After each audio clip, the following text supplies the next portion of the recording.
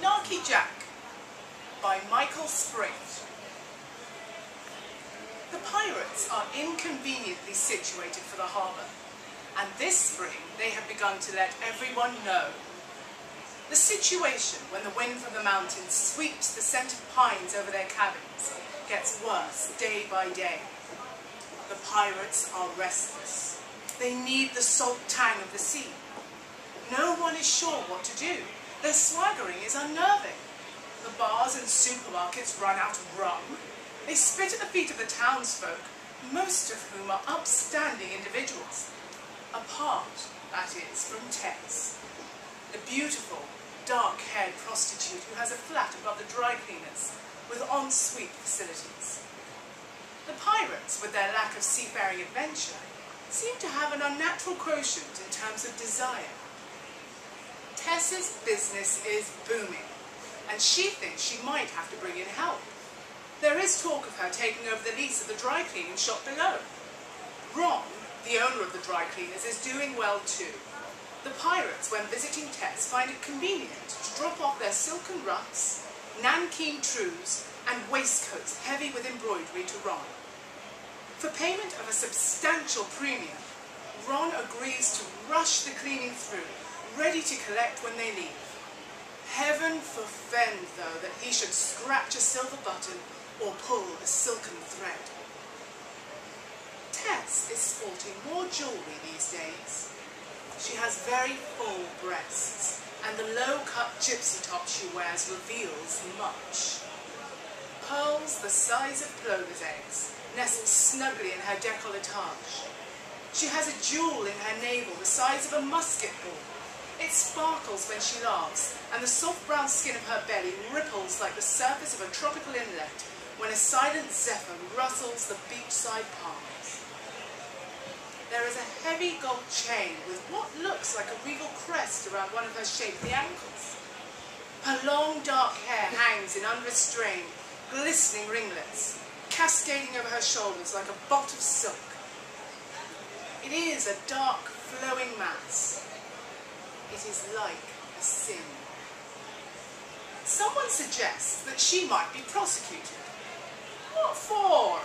Someone else asks. For having a good time?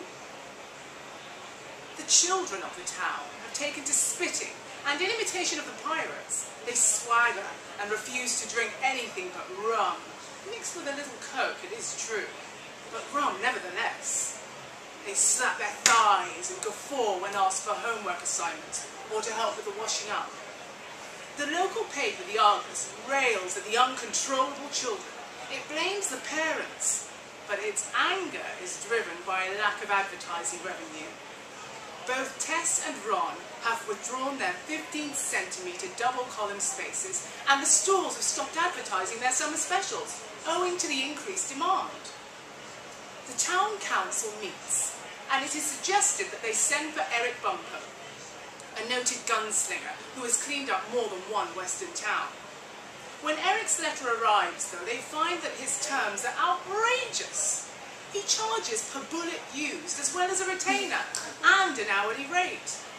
He has to have an indemnity against possible prosecution under health and safety legislation. Tess and the pirate captain, Narky Jack, are often to be seen together in profile. At night, at her window, behind the flimsy blinds and illuminated by the flickering scented candles with which Tess lights her room. A crowd gathers outside the dry cleaners on most nights.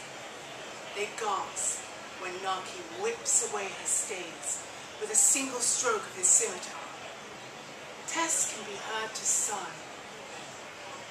It is a sigh that encompasses the history of the world. She sinks into his arms. The expectant crowd applauds soberly. Narky Jack finds unsigned notes from the townsfolk enticing him and his crew to sea once more. They tell him of unnamed merchantmen carrying scrip, banknotes and bullion. They advise him that tankers full of crude are cruising less than a mile offshore. They offer handsome terms should the said vessel be surrendered up the coast where storage facilities are available. The letters give him notice of fast cutters carrying the source code of certain market-leading software products, which would be worth a king's ransom in the Far East. Nothing moves him until in June he receives a note which says that the daughters of Albion are on their summer cruise, and giving a map reference where they can be found on the following Wednesday. The daughters of Albion are young ladies from a college renowned for their skills in science. They are young, pure, and dedicated to the advancement of knowledge. Soon the pirates are gathered. Buckles are polished, blue, pink, and purple frock coats emerge, still in plastic for the dry cleaners from mahogany wardrobes in the cabins where they were housed. Wooden legs are lacquered and screwed back into place. Parrots are brushed. The pirates grease their pistols and the ends of their mustachios. No one eats garlic.